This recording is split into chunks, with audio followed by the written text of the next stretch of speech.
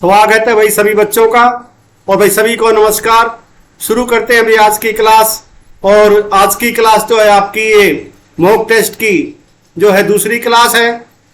इन क्लासों को जो भाई मैंने प्ले लिस्ट बना रखी है उसमें आपको मंथन क्लासेस के नाम से जो है फोल्डर है और उसमें आपको ये मिलेंगी।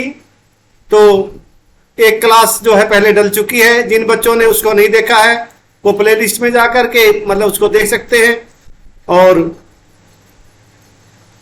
प्ले लिस्ट में मैंने जो है ना भाई 21 मार्च से क्लासें जो शुरू की हैं वो सभी क्लासें सभी बच्चों के लिए जो सीईटी की तैयारी कर रहे हैं उन सभी के लिए बहुत ही महत्वपूर्ण है। और मैं सभी बच्चों से आग्रह करूंगा कि भैया आप जो है 21 मार्च के बाद एक फोल्डर है हमारा प्ले लिस्ट में हरियाणा करंट अफेयर्स के नाम से, उसमें वो सभी क्लासें हैं और आप जो है उनको देखें। उसके बाद एक फोल्डर है आपका वो है परिचय के नाम से क्लासें डाली है मैंने। तो ये सभी क्लासें जो भी 21 मार्च के बाद की हैं वो प्ले लिस्ट में आपको मिल जाएंगी। आप जो है उन सभी क्लासों को देखें और मेरा दावा है कि उन क्लासों में से जो है ज्यादा नहीं तो कम से कम जो है 25 से 30% जो क्वेश्चन जो आपके आएंगे वो इन क्लासों में से जरूर आएंगे। तो भाई अब शुरू करते हैं आज की क्लास। और ये रहा आपका पहला क्वेश्चन। अंबाला से प्राप्त अभिलेख टोपरा किस शासक के समय का है? और आपके जो ऑप्शन हैं वो आपके सामने हैं। और ये भाई आपकी मॉक टेस्ट है, तो आप जो है अपने जवाब लिखते रहना। तो आपने अपना जवाब जो है लिख लिया होगा और इस क्वेश्चन का जो सही जवाब है वो हो जाएगा आपका ऑप्शन ए, अशोक जो है इसका सही जवाब है। तो भाई अशोक जो है वो आपको पता ही होगा मौर्य वंश के शासक थे। और इनकी जो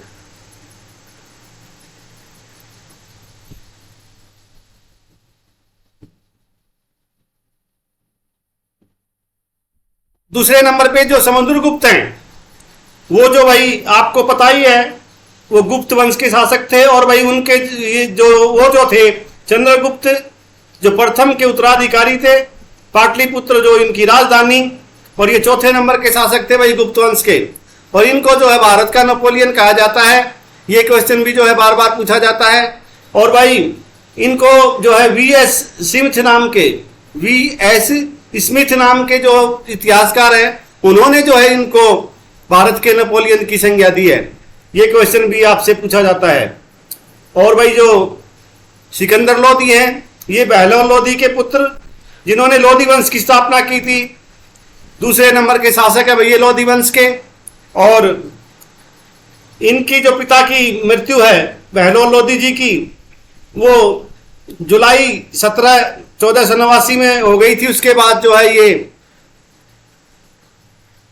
तो भाई जो है शासक बने, इनको गद्दी सौंपी गई।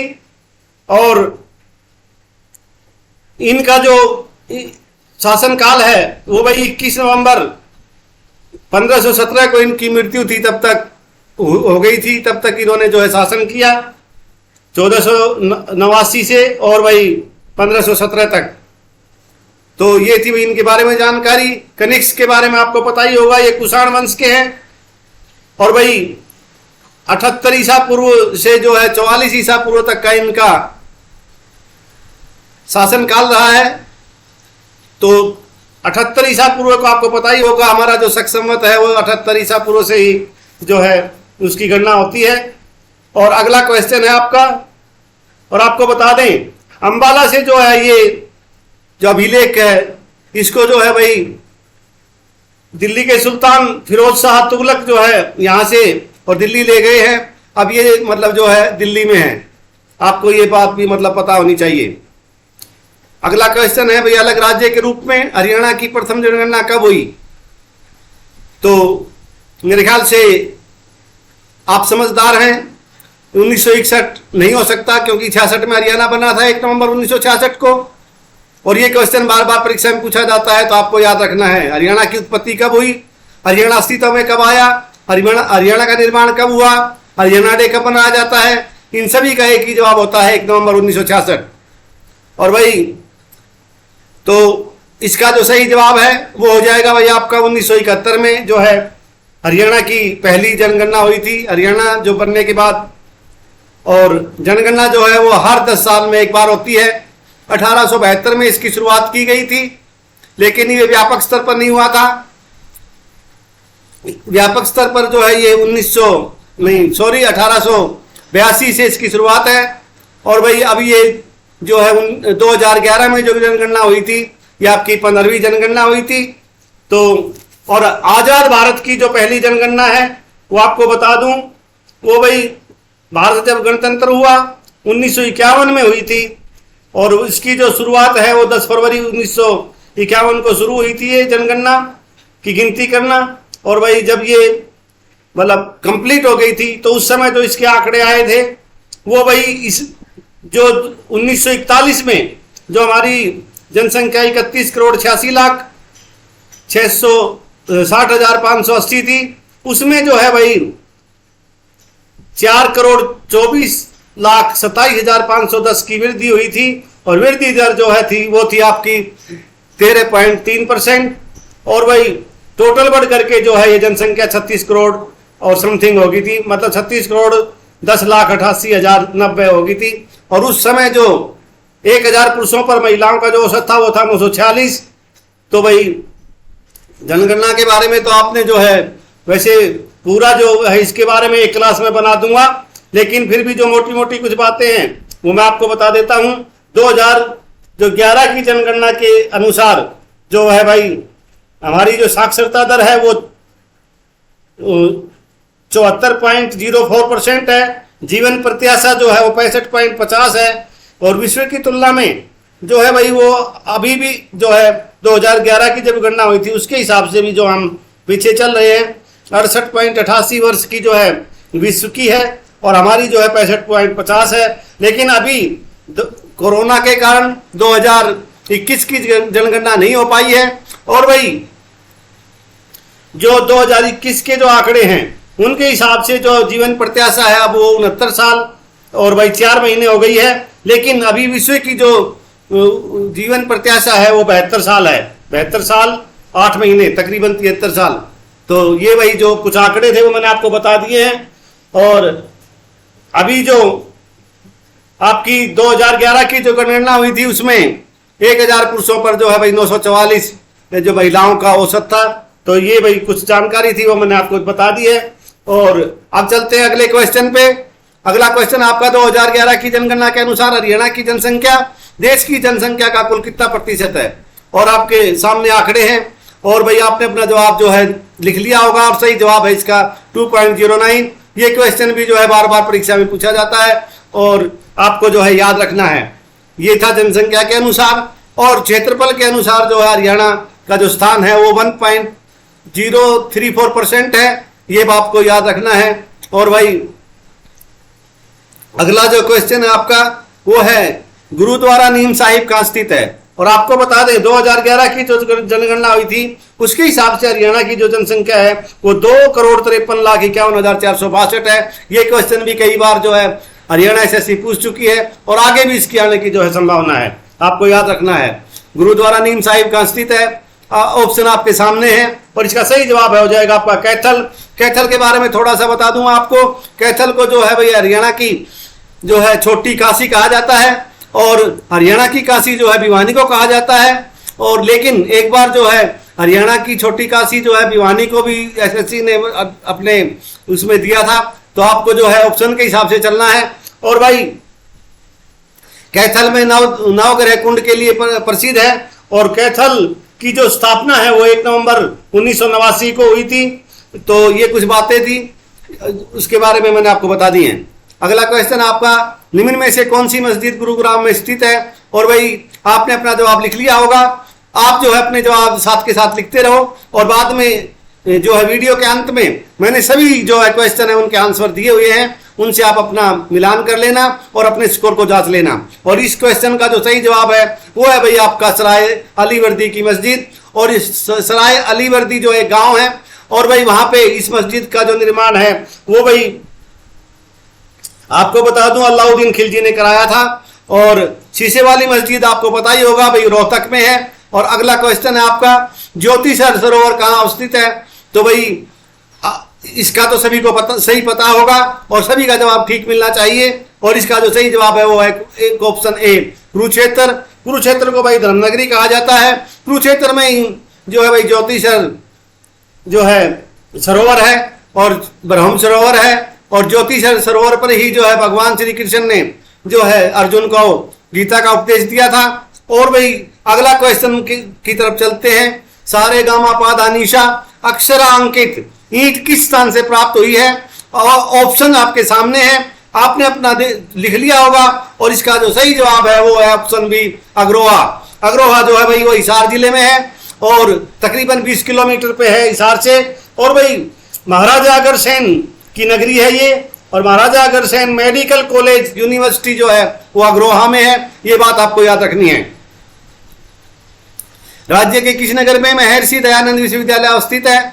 इसका जो जवाब है आप सभी का जो है मेरे हिसाब से तो सभी का ठीक मिलेगा और इसका सही जवाब है वो हो जाएगा भाई आपका ऑप्शन सी रोहतक। अगला जो क्वेश्चन है आपका वो है हरियाणा सरकार आप अपनी लगभग सभी योजनाओं में किसे अनिवार्य रूप से लागू कर रही है। आपके ऑप्शन आपके सामने हैं और उम्मीद करता हूं आपने जो है अपना ऑप्शन चुन लिया होगा। और इस जो क्वेश्चन का जो सही ऑप्शन है, सही जवाब है वो है आपका फैमिली आईडी।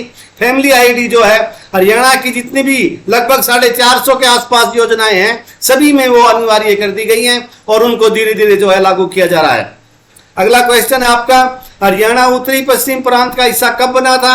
ऑप्शन जो है आपके सामने है और इसका जो सही जवाब है वो हो जाएगा आपका ऑप्शन सी 1833 में। लेकिन यदि क्वेश्चन में आपका 1834 भी अगर लिखा हुआ मिलता है तो आपको 1834 करके आना है, क्योंकि 1833 में ये जो है एक कानून जो बना था और ये लागू जो है 1834 में हुआ था।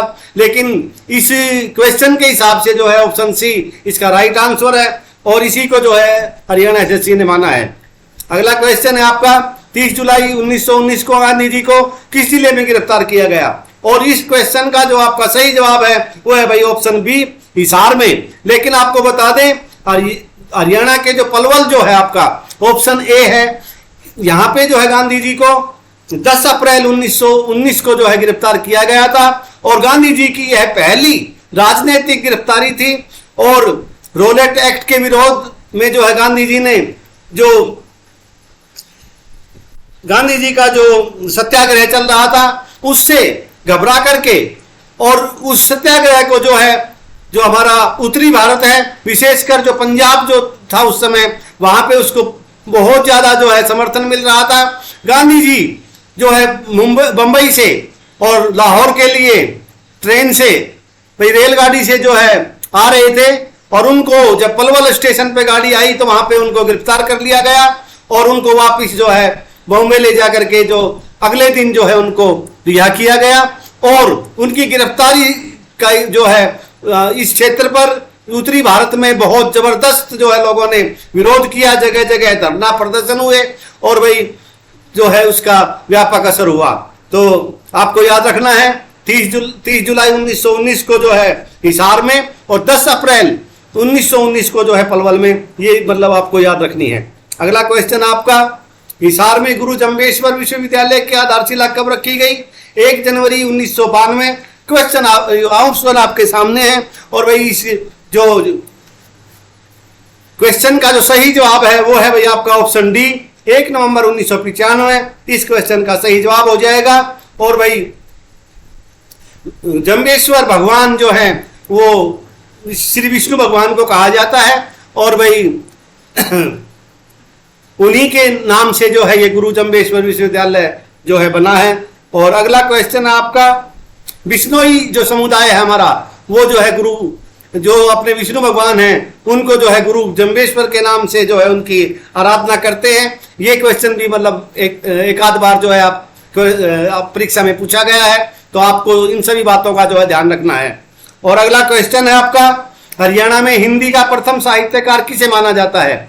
और आपके जो ऑप्शन है वो सामने है और इसका जो सही जवाब है वो है भाई ऑप्शन सी चौरंगीनाथ। और उम्मीद करता हूं आपका भी जवाब चौरंगीनाथ ही होगा। अगला जो क्वेश्चन है वो है भाई राज्य के किस जिले में सर्वाधिक वन क्षेत्र पाए जाते हैं। और भाई ऑप्शन आपके सामने, सही जवाब पंचकुला और भाई सबसे कम जो है फतेहाबाद। अगला जो है कोस मीनारों का निर्माण किसने करवाया था, और भाई ऑप्शन जो है आपके सामने है, और इसका जो सही जवाब हो जाएगा वो हो जाएगा भाई आपका ऑप्शन बी, शेरशाह सूरी। शेरशाह सूरी ने ही जो है भाई जीटी रोड का निर्माण किया था, जो उस समय लाहौर से कोलकाता तक था, और पाकिस्तान बनने के बाद अमृतसर से जो है कोलकाता आपको लिखा हुआ मिलेगा। ग्रांड रोड जो है, जीटी रोड जो है, शेरशाह सूरी ने ही बनवाया था, और इन्होंने ही जो है कोस मीनारों का निर्माण किया था। तो ये बात आप समझ गए होंगे। और अगला क्वेश्चन है आपका, 15 अगस्त 2021 को स्वतंत्रता दिवस के अवसर पर हरियाणा के मुख्यमंत्री ने किस जिले में ध्वजारोहण किया, और इस क्वेश्चन का जो जवाब है वो जो है हो जाएगा आपका ऑप्शन बी, फरीदाबाद।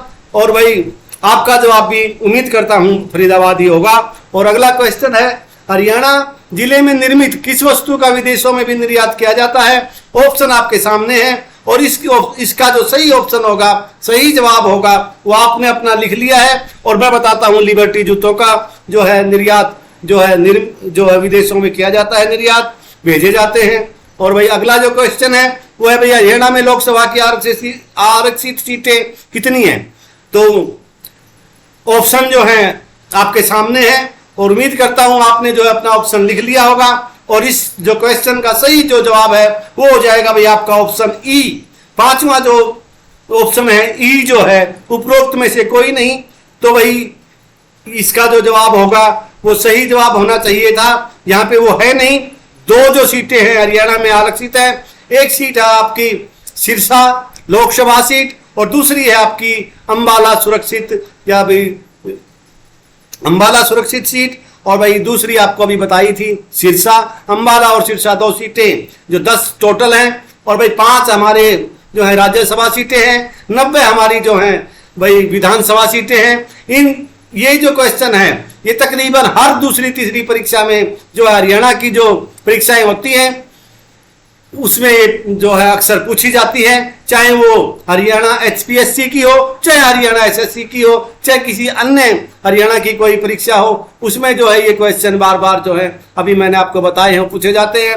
हरियाणा में जो है विधानसभा की आरक्षित सीटें कितनी हैं, वो 17 हैं। तो भाई जो ये कुछ बातें थी ये मैंने आपको बता दी है। और अगला जो क्वेश्चन है आपको ध्यान रखना है, जैसे इसमें जो है जो सही ऑप्शन था वो नहीं दिया गया था, और इसका जो ई था वो इस क्वेश्चन के हिसाब से जो है ई इसका जो सही जवाब है। तो आपको जो है अपनी परीक्षा में इसका विशेष ध्यान रखना है।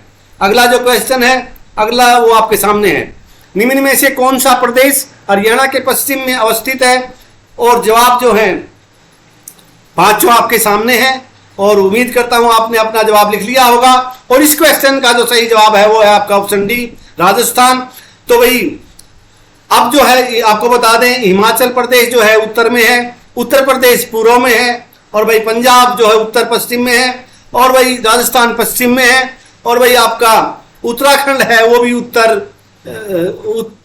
पूर्व में जो है उत्तराखंड है। और भाई सबसे कम सीमा जो है हमारी वो उत्तराखंड से सिर्फ 11 किलोमीटर के आसपास लगती है। और टोटल जो है हमारी जो हरियाणा की जो सीमा है अन्य राज्यों से वो 5 राज्यों से है।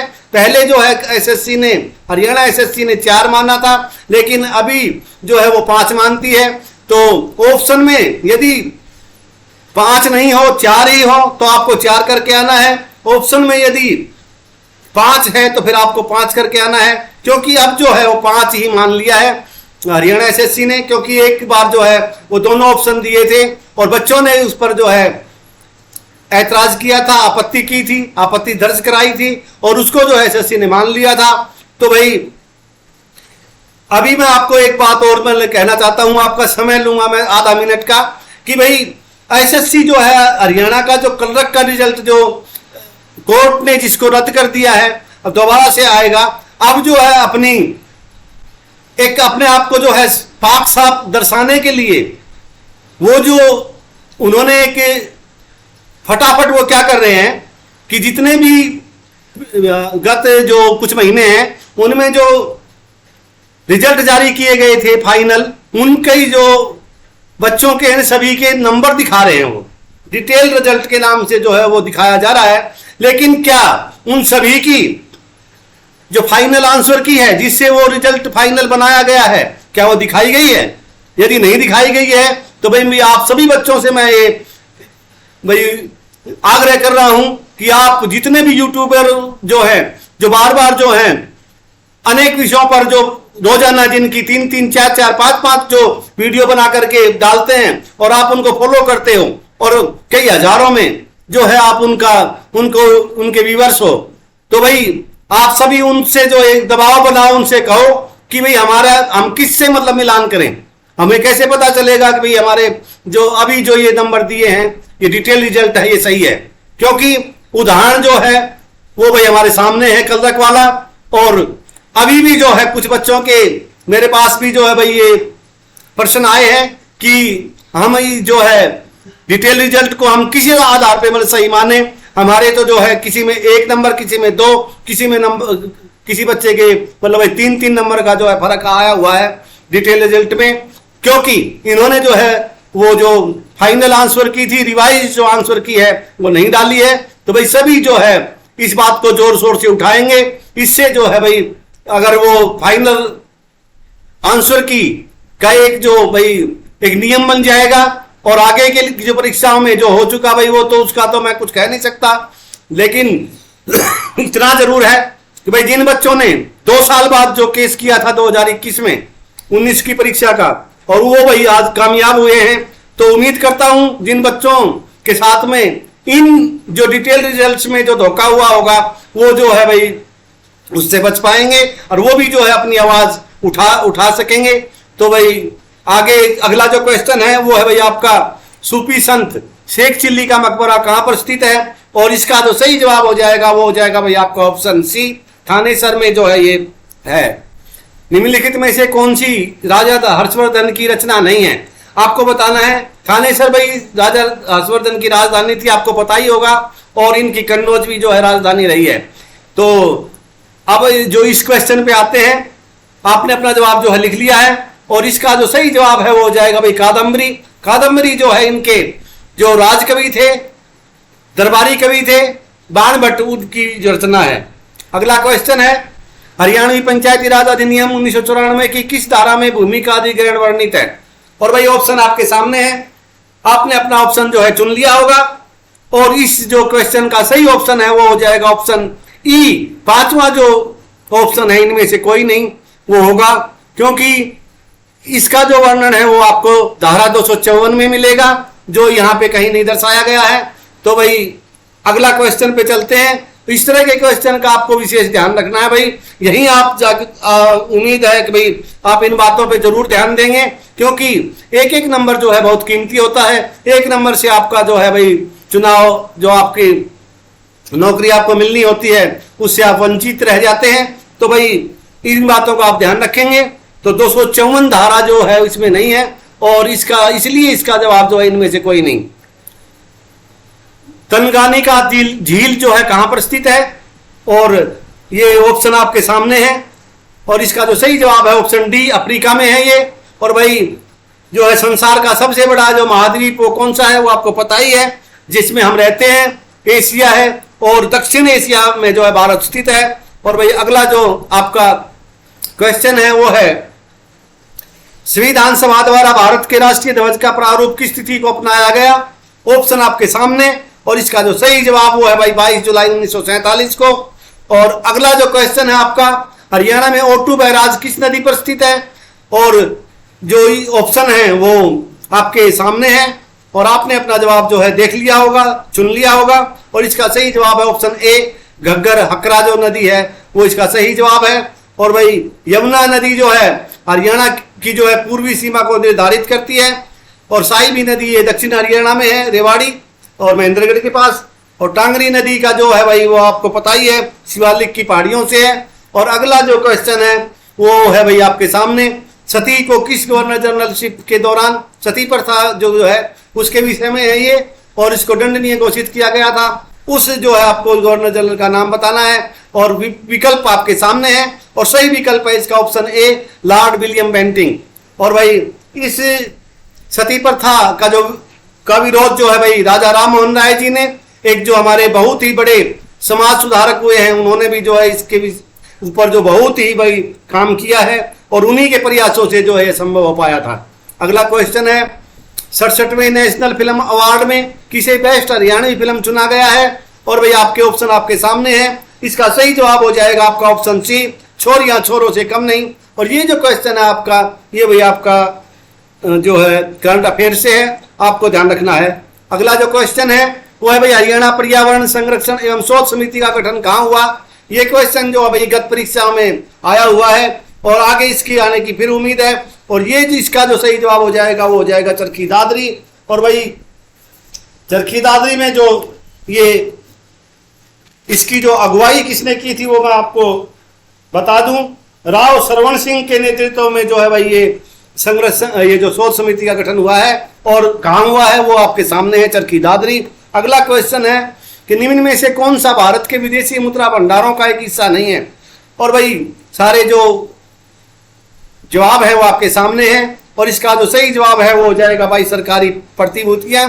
यदि आपके ऑप्शन में कहीं चांदी लिखा हुआ भी मिल जाए तो आपका जवाब जो है भाई सरकारी प्रतिभूतियों की जगह पे अगर चांदी होता तो भाई चांदी भी आपको का सही जवाब होता। और जो तीनों जो ऊपर के जो ऑप्शन है विदेशी मुद्रा, सोना, एसडीआर, ये तीनों जो है विदेशी मुद्रा भंडारों का एक हिस्सा है और बाकी भाई चांदी भी जो है विदेशी भंडार का जो है वो हिस्सा नहीं है, आपको ये याद रखना है। अगला क्वेश्चन है सतलुज यमुना लिंक नहर की कुल लंबाई कितनी है? भाई ऑप्शन आपके सामने है, आपका जवाब आपने चुन लिया और इस क्वेश्चन का जो सही जवाब है वो है भाई आपका 212 किलोमीटर इस क्वेश्चन के हिसाब से। लेकिन कुछ साल पहले इसी क्वेश्चन का जो है भाई जवाब जो है वो एसएससी ने ऑप्शन जो है 214 किलोमीटर दिया था। उस समय पे जो थी इसकी जो डिटेल थी वो ये थी कि भाई 192